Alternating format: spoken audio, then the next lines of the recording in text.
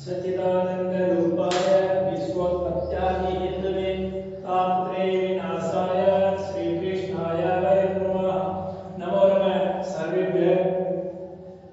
जैसा कि इससे पूर्व वीडियो में आपने विधिलिंग लकार के बारे में अध्ययन किया था, उसके साथ रट लकार की विशेष अस्धातु का प्रयोग करना सीखा था। उससे आगे अध्ययन करने के लिए हम लोग जा रहे हैं। इसके साथ ही मैं आपको एक खुशखबरी देना चाहता हूँ कि जो भी रीट की तैयारी कर रहे हैं उनके लिए गवर्नमेंट ने नोटिफिकेशन जारी कर दिया है कि बहुत बड़ी विज्ञप्ति आने वाली है रीट के द्वारा अध्यापक भर्ती। उसमें जिनके पास संस्कृत विषय है उन्हें बहुत बड़ा एक अवसर है उनके लिए। तो मैं चाहूँगा कि आप उस अवसर का पूरा फायदा उठाएं। इस आपके चैनल आचार्य हनुमान के द्वारा मैं आपके लिए पूरी मेहनत और लगन के साथ जैसा आपका पाठ्यक्रम है उस पाठ्यक्रम के अनुसार ही अगले वीडियो बना करके आपके लिए प्रेषित करूँगा। चलो हम अभी अपना समय खराब नहीं करके शीघ्र अपने टॉपिक पर आते हैं। हमारा अगला प्रकरण का है संस्कृत व्याकरण का सबसे महत्वपूर्ण यदि कोई प्रकरण है तो वह है प्रकरण कार्य प्रकरण, और इसको समझना बहुत जरूरी है। संस्कृत में अनुवाद करने के लिए, गद्य को समझने के लिए, पद्य का अर्थ करने के लिए हर तरह से कार्य का आवश्यक है। या वाक्य की अशुद्धि संशोधन करने के लिए कार्य का नाम पूछिए। कार्य कहते किसे हैं ये हम जानते हैं। कार्य की परिभाषा के विषय में बताया गया है क्रियाया जनकत्वम कार्य, क्रिया के जनक को कार्य, अथवा ऐसा समझे करोति कार्य, जो क्रिया के साथ सीधा संबंध है जिसका उसे ही कार्य कह सकते हैं। कार्य शब्द की व्युत्पत्ति क्री धातु से नवल प्रत्यय करके कार्य शब्द बनाया है। करोति कार्य है वह क्रिया या जनकत्वम कार्य, क्रिया के जनक को कार्य कहते हैं जिसका क्रिया के साथ सीधा संबंध हो, सीधा अन्वय स्थापित किया जा सके उसे ही कार्य कहा जा सकता है। अगला प्रश्न होगा कि कार्य कौन कौन से हैं, कितने कार्य हैं।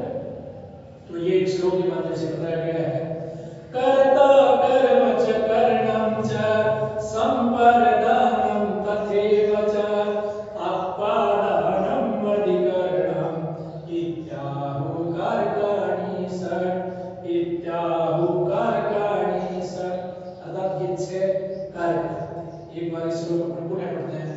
कर्ता कर्म च करणं च संपरदानं तथैव च अपादानं अधिकरणं इत्याहु कारकाणि षट्। अर्थात ये छह कार्य कौन कौन से कर्ता। सबसे पहले कर्ता कार्य, उसके बाद कर्म कार्य, तीसरा करण कार्य, उसके बाद संप्रदान कार्य, अपादान कार्य और अधिकरण कार्य। इत्याहु ऐसा कहा गया कारकाणि षट्, कति कारकाणि षट् कारकाणि, छह कार्य। अब प्रश्न उठेगा दिमाग में कि विभक्तियां तो 7 है और संबोधन से मिले तो 8 है, कार्य 6 ही क्यों बने। ठीक है, संबंध को क्यों छोड़ दिया या संबोधन को क्यों छोड़ दिया, उसी कार्य में सम्मिलित क्यों नहीं किया। इसका उत्तर इस परिभाषा में निहित है कि जिसका क्रिया के साथ सीधा संबंध है वही कार्य बनेगा, दूसरा कार्य नहीं हो सकता। हम एक उदाहरण से समझते हैं। जैसे मैंने एक वाक्य लिखा है, हे लक्ष्मण दशरथस्य पुत्रः स्वास्ते विदे कोशात् निर्धनाय धनम्। ये एक वाक्य है, हम इस वाक्य का विश्लेषण करते हैं। सबसे पहले हम बात करते हैं कर्ता कार्य। कोई भी एक साधारण वाक्य लिखेंगे, कर्तृवाची रामः पठति, बालकः गच्छति, अध्यापकः लिखति, शिक्षकः हसति। कोई भी वाक्य बनेगा, उस वाक्य में यहाँ एक कार्य का लिया गया है, ये कर्ता है। ऐसे ही अगला वाक्य हो सकता है रामः पुस्तकं पठति, राम पुस्तक पढ़ता है, रामः पुस्तकं पठति। इस वाक्य में हमने दो कार्य का लिए हैं। रामः कर्ता कारक है, पुस्तक ये कर्म कारक है। उसके बाद अगला वाक्य लिखते हैं रामः कलमेन, रामः कलमेन पत्रं लिखति, रामः कलमेन पत्रं लिखति। ये एक वाक्य लिया है। इस वाक्य में हमने 3 कार्य का लिए। रामः कर्ता कारक है, पत्रम कर्म कारक है, कलमेन ये ऐसे अगला हो सकता है रामः हस्तेन निर्धनाय निर्धनाय पुस्तकं ददाति। रामः हस्तेन निर्धनाय पुस्तकं ददाति। राम है कर्ता कारक है, हस्तेन करण कारक है, निर्धनाय संप्रदान है, पुस्तकम कर्म है, ददाति क्रिया है। इसमें 4 कारक आपको मिलेंगे। इसी प्रकार अब इसकी बात कर लेते हैं। पुत्रः ये हो गया अपना कर्ता कारक, स्वहस्तेन करण, पोषाक इसकी बात कर लेते हैं। पोषाक ये अपादान करके है, जिससे अलग होता है वस्तु है अपादान करके, पोषाक अपादान कारक, निर्धनाय संप्रदान कारक, धनम कर्म कारक। अब बात कर रहे थे नगरे, ये नगरे संप्रदान कारक अधिकरण कारक है। तो यहाँ तक अपने कारक पूरे हुए। कर्ता कारक 1 नंबर था, कर्म कारक 2 नंबर, कर्म 3, संप्रदान 4, अपादान 5 और अधिकरण 6। ये 6 ही कारक है। कारक 6 पटपटाइए इत्या होकर रानी सब ये 6 कारक होते हैं। 6 कारक पूरे हुए। अब ये 2 चीजें हैं, तसर्थस्य और हेलुस्पना, इनको काय क्यों नहीं यहाँ विचार करना। तसर्थस्य ये षष्ठी विभक्ति है, संबंध कहलाता है। संबंध जो होता है षष्ठी विभक्ति स्वस्वामी भाव संबंध, उसका क्रिया के साथ सीधा संबंध नहीं होता। यानी ये जो तसर्थस्य है इसका ददाति क्रिया के साथ कोई संबंध नहीं है, कोई अन्वय नहीं। इसको और एक उदाहरण से समझ सकते हैं। उदाहरण है रामस्य भ्राता फलम खादति।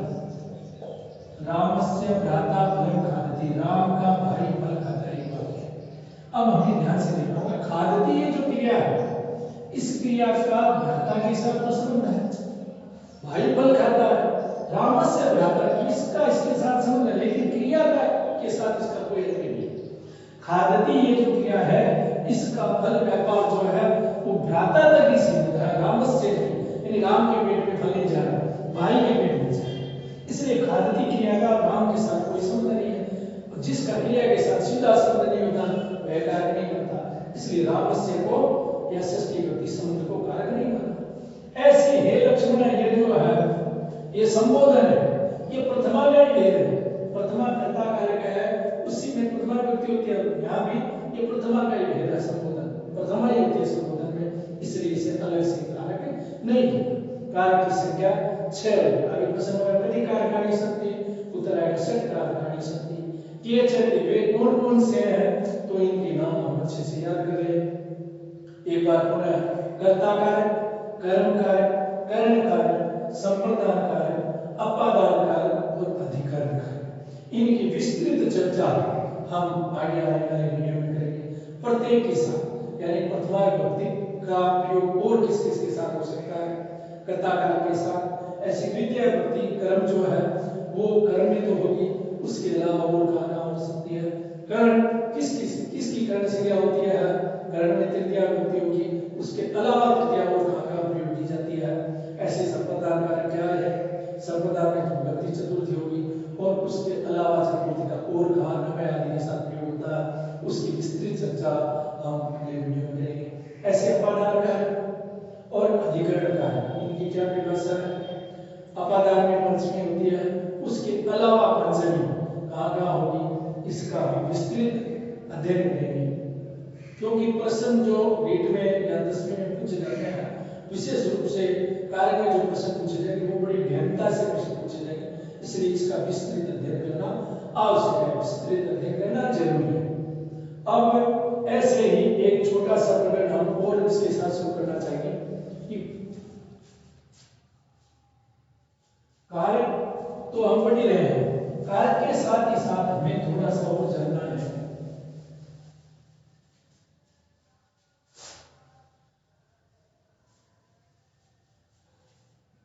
कारक के साथ साथ हम थोड़ा सा विचार करेंगे एक और प्रकरण के साथ इसमें शुरू करना चाहते हैं, वह है प्रत्यय।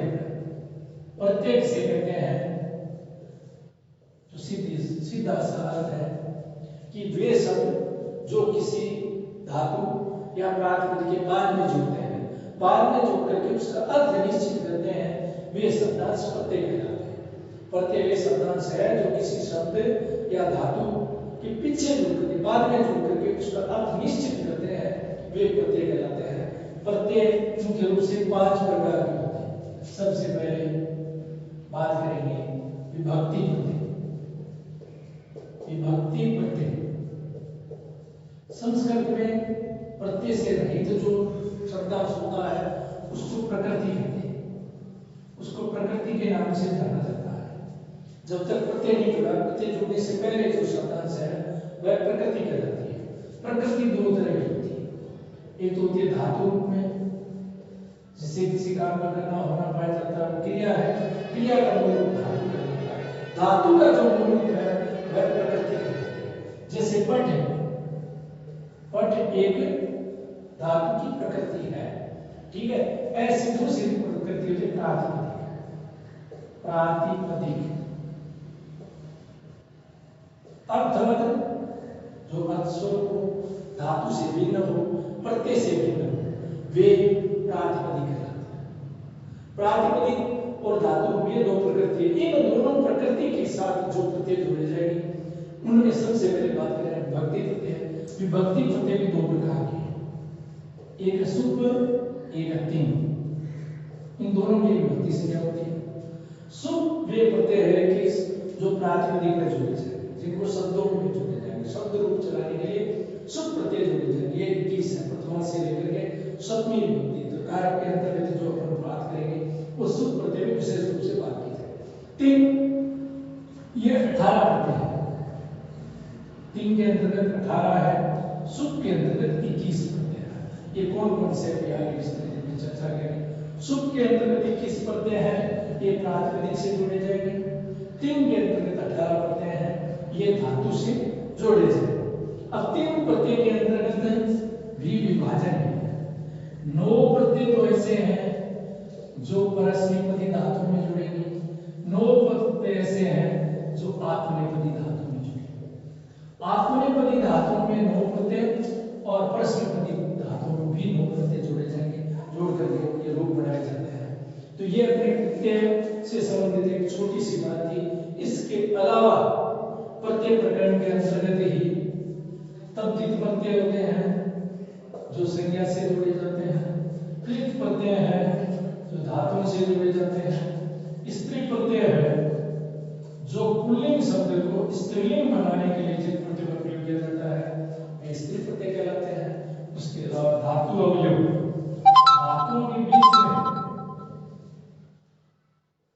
धातु अवयव के रूप में, धातु का अंश के रूप में एक तरह से जो प्रत्यय जुड़े जाते हैं, जैसे पाठलिटी बनाना, पढ़ता है, पाठलिटी बनाता है, उसके लिए नीच प्रत्यय उसके बीच में किया जाता है। ऐसे सब आदि प्रत्यय है जो धातु अवयव के रूप में होते हैं। तो ये अपने पास 5 प्रकार के प्रत्यय होंगे। विभक्ति प्रत्यय, तद्धित प्रत्यय, कृत प्रत्यय, स्त्री प्रत्यय और धातु अवयव प्रत्यय। इनका विस्तृत अध्ययन हम आगे आने वाले वीडियो में करेंगे। तो मैं एक बार पुनः आप सबसे आग्रह करूंगा, अपील करता हूं कि आपके इस चैनल आचार्य हनुमान आप ज्यादा से ज्यादा लोगों तक पहुंचाएं, इसका प्रचार प्रसार करें। जिन लोगों को संस्कृत वास्तव में जाननी है, वास्तव में जो लोग संस्कृत के जिज्ञासु है, जानना चाहते हैं या रीट की तैयारी कर रहे हैं, उनके लिए अति उपयोगी कार्य होगा, उनकी सेवा का कार्य होगा यदि आप उन तक इस बात को पहुंचा दें।